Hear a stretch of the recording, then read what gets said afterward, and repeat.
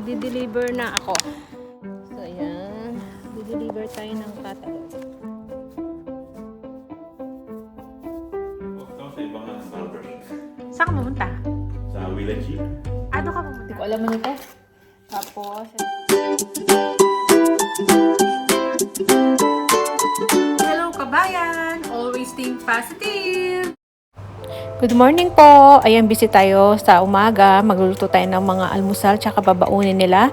So, wala akong maayos na nalutong ulam kasi nagmamadali tayo ng araw na yan. So, alas 4 po ng madaling araw yan.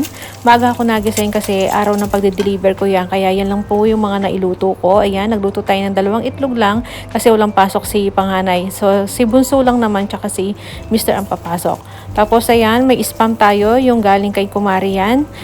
Spam tocino. So, kalimutan ko pag flavor pala niya tocino madaling masunog. So ayan, 'di ba? Kasi dahil sa sugar. So nagustuhan ni Bunso yan yung spam tocino. After natin magluto ng spam tocino, ito namang magigisa tayo ng corn beef. Ayan yung nabili ko sa Coles. Hamper yung brand niyan. So, lalagyan lang po natin ng patatas. So, yan ang babaunin nila. Kasi nga, mabilisan lang talaga yung mga niluto ko nung araw na yan. So, nilagyan lang natin pala ng paminta, tsaka garlic ground. Tapos, ayan na yung ating patatas. So, madali lang naman lutuin yan. Diba, ginigisa-gisa lang natin. Tapos, lalagyan lang ng patatas. So, kayo nang bahala dun sa mga sangkap. So, yun.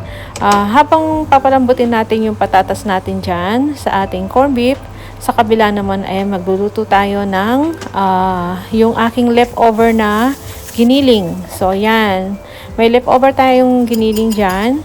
So, yan. Naglagay tayo ng itlog para scramble egg. Sasama natin kasi magsisinangag tayo ng kanin. Ay, nilagay na natin yung ating bawang.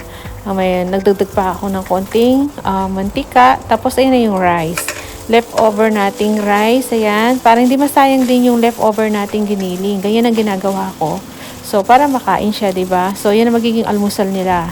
Tapos, ang magiging baon nila, syempre, yung mga niluto nating corned beef, spam. So, yun lang. Tapos, ayan, sangka pa lang natin ng garlic powder, tsaka yung paminta. So, ayan, ang ating fried rice. So, 'di ba? Luto na siya. At yung ating ginisang corned beef na may patatas at yung atin nilutong spam na tocino, ayan, masunog-sunog pa nga, diba? Tsaka 2 itlog lang kasi sila lang naman nakakain. Tapos nakapagsaing na rin ako para makapagbaon sila ng kanin. So after nyan, deliver na ako. Lipat na ako, sige. So magde-deliver na tayo. Wow, ingat, bye-bye. Bye. Wow, yung baon, sabihan mo na lang si Kada. Dito tayo, magbibili ko.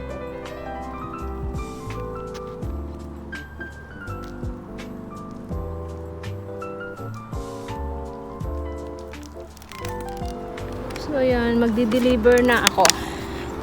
So, ayan, di-deliver tayo ng catalog.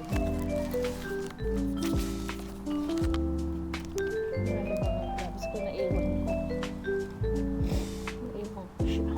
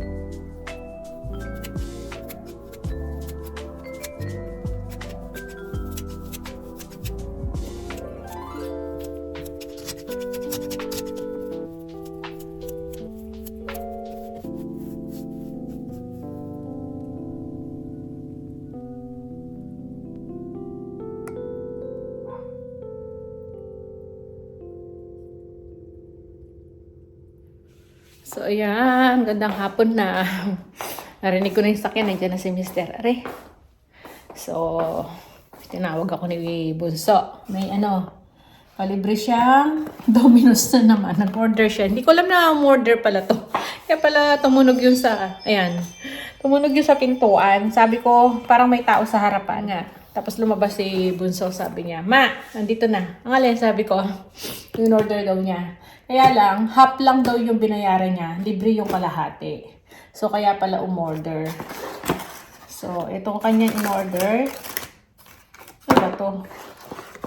Yan. Chicken popcorn ata to. Hindi ko alam ano to.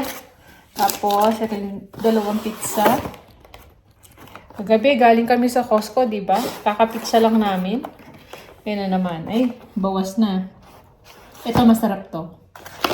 Yan. Tapos, hindi ko alam ano to. Ay, pepperoni. Yan. Mas gusto ko to. Yan. Masarap to. May cheese. So, yan. Alam niyo ba yung mga bata, pag may mga pera, sariling pera na nila, hindi mo na maawat. Kung magugulat ka na lang, may mga in-order na. Ganyan eh. Tapos nag-Uber, meron nang nagde-deliver dito. So, nandiyan na si Mr. Hintayin natin. Yan si Mr. Wow! Nagpagupit na. Wala na yung gupit ka. Oo nga. Oo. Isa the size. Ganda siya. Oh, at least bumata ng 1 taon. Kaganyan-ganyan to. Diba? Sabi ko kasi sa kanya magpagupit siya, haba-haba ng hair niya. Tumatanda yung tsura niya pag yun ang hair niya. O, diba? Pumata. O. Pogi.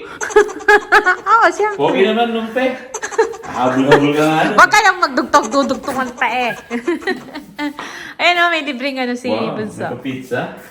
Yung kalahati daw, binayaran niya. Yung kalahati, libre. Kaya napa-order. Hindi ko nga alam na umorder yan. Tinawagan lang niya ako dito. Nasa checker ako. Dahil nag-e-edit nga ako. Ito, saan nyo to? Tunog ng tunog yung sa labas. Sabi ko, parang may tao sa tapos lumabas siya. Ma, sabi niya, andyan na po. Siya Ang alin, sabi ko. Tawag ko sa ibang barbershop. Saan ka pumunta? Sa Willa Jeep. Doon ka pumunta? Paano si Chad? Ay, yun sinasabi ng anak mo na magaling Pero yung nagdupit magpupit. sa akin, Ibang may lahi. kasama, ibang lahi. Hindi Pilipino. Meron daw siyang, sabi niya, you're Filipino? Yeah. How do you know? The accent. Because I have a housemate na Filipino raw. Shout out kay Flocky. Kung may papagupit kayo sa Willa G. Ang galing. Maganda siya. Si Flocky. Magkano yung bayad? $30. 30 din? Kay ba? Dito sa Hilton. No, ganun. Ganun din. Same talaga, no? May pinakita akong image. Sabi ko parang ganito. Ginaya niya. Explain ko lang ako. Bagay mo. At least. Mas gusto ko eh. Di doon ka na magpapagupit niyan. Ang sabi ko, pagka nakakuha mo yung gupit ko, at sa ina ako papagupit lang.